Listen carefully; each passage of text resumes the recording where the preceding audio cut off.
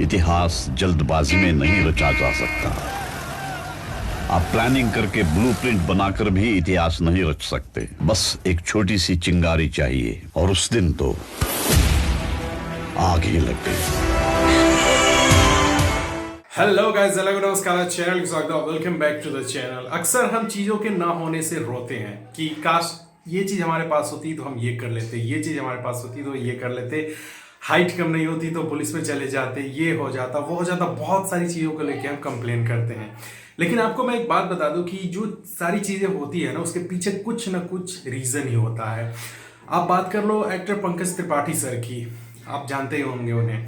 तो उन्होंने अपने एक इंटरव्यू में कहा था कि उनके फादर के पास एक ट्रैक्टर लेना था उनको, वो था नहीं। अगर उस टाइम उनके पास पैसा होता, वो ट्रैक्टर ले लेते तो आज वो एक्टर नहीं होते।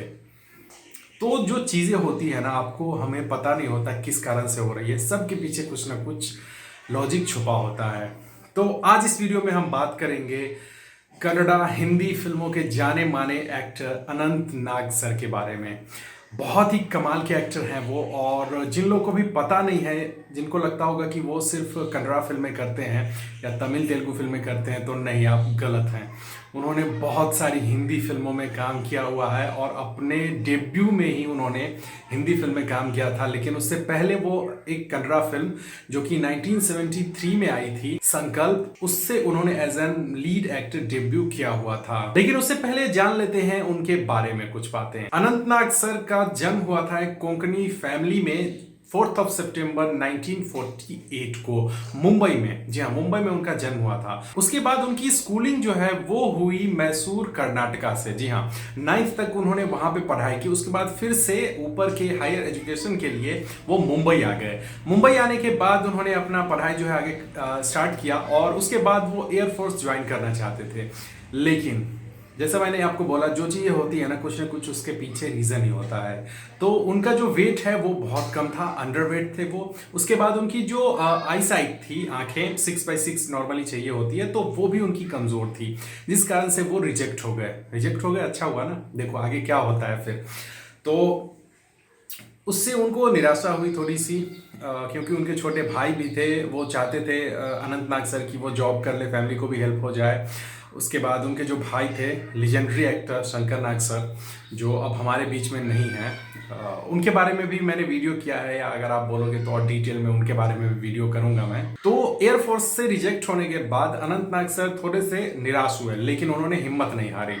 उन्होंने अपना लाइन चेंज कर दिया। जब आप अंडरवेट है, आई साइट कमजोर है, वेट तो आप मेंटेन कर सकते हैं, लेकिन आंखें एक बार कमजोर होने के बाद उसको ठीक होने में बहुत टाइम लगती है। तो उसके बाद उन्होंने पढ़ाई अपनी कंटिन्यू ही रखी और थिएटर ग्रुप ज्वाइन कर लिया मुंबई में ही। और उस थिएटर ग्रुप में उनके साथ थे Satyadev Dubey sir, Amol Palekar sir, Girish Karnad sir और श्याम बेनेगल सर। श्याम बेनेगल सर बहुत ही कमाल के डायरेक्टर हैं वो।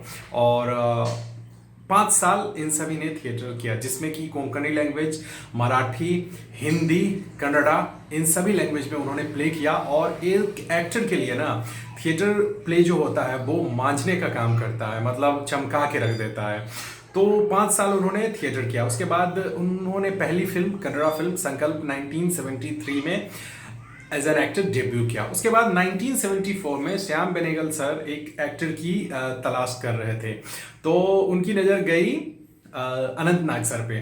तो अनंत नाग सर ने अपने एक इंटरव्यू में बोला था कि श्याम सर ने फिर मेरा लेफ्ट प्रोफाइल, राइट प्रोफाइल देखा और बोला कि तुम्हारा फोटोजेनिक फेस है, तुम इसमें काम कर रहे हो। तो इस तरीके से उनको पहली फिल्म मिली जिसका नाम था अंकुर। और ये film as a director Shyam Benegal sir feature film, और as an actor Anant Nag sir और शबाना आजमी मैम की डेब्यू फिल्म थी।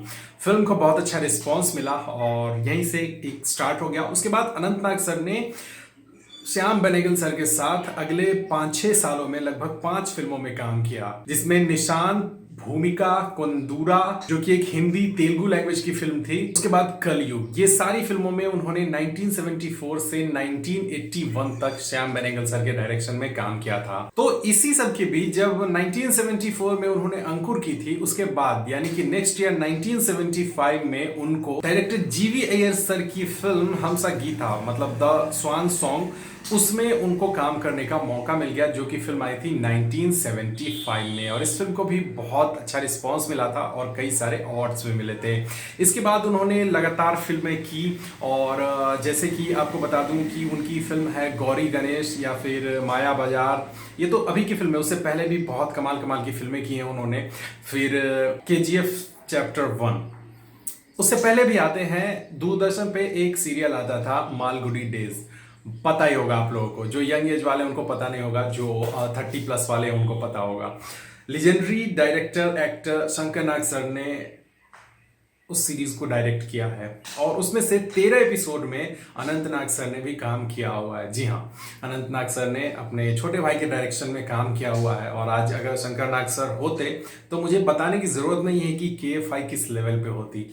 उनके एक्सीडेंट से जो उनको खोया KFI ने, उसकी कमी आज तक पूरी नहीं हो पाई है। और उसके बाद आती है फिल्म KGF चैप्टर 1। मुझे नहीं लगता कि जिस तरीके का नरेशन अनंत नाग सर ने KGF चैप्टर 1 में किया है कोई और एक्टर कर पाता। जो कमाल का एक्टिंग किया है ना उन्होंने, और जो नरेशन किया है, जान डाल दी है सीने में, बेहतरीन है। कन्नड़ा में उन्होंने खुद ही अपना डब किया है, हिंदी में भी उन्होंने खुद ही बोला है। जी हाँ, हिंदी में भी उन्होंने अपनी आवाज़ खुद ही दी है। तो बहुत ही कमाल के एक्टर रहे हैं, और लगभग इंडस्ट्री में उनको 50 साल से ऊपर कंप्लीट हो गया है। 5 साल उन्होंने थिएटर किया है, उसके बाद जो भी रेस्टियर बचता है उन्होंने कैमरे के सामने निकाल दिया है। उन्होंने एक अपने इंटरव्यू में कहा था कि एक एक्टर को पानी की तरह होना चाहिए, जिसको जिस बर्तन में डाल दो वो शेप ले ले, जिस कलर में मिला दो वो रंग ले ले। तो बिल्कुल सही कहा, ईगोलेस होना चाहिए एक एक्टर को। तो हम सभी को प्राउड है कि वो हमारे बीच हैं, इतनी अच्छी अच्छी फिल्में की हैं, और आगे भी करते रहें। उनके अच्छे स्वास्थ्य की हम कामना करते हैं, वो हेल्दी रहें, फिट रहें। और जिन लोगों को भी ये डाउट है कि कोई वो KGF चैप्टर 2 में नहीं होंगे, भाई भूल जाओ, KGF चैप्टर 1 में है। प्रकाश राज हैं, वो भी हैं, लेकिन अनंत नाग सर का जो एक ऐसा कैरेक्टर है ना, वो हट नहीं सकता है। तो आप यकीन करो, अनंत नाग सर KGF चैप्टर 2 में भी हमें देखने को मिलेंगे। तो एक बार फिर से उनको जन्मदिन की ढेर सारी शुभकामनाएं अनंत नाग सर को। मिलते हैं आपसे फिर किसी अगले वीडियो में। आई होप आपको वीडियो अच्छा लगा होगा। ये अगर वीडियो अच्छा लगा तो वीडियो को लाइक कर दें, कमेंट करें, शेयर करें, और कौन सा वीडियो आप देखना चाहते हैं कुछ इंटरेस्टिंग, तो आप नीचे कमेंट करिए, मैं ट्राई करूंगा करने के लिए। जय हिंद।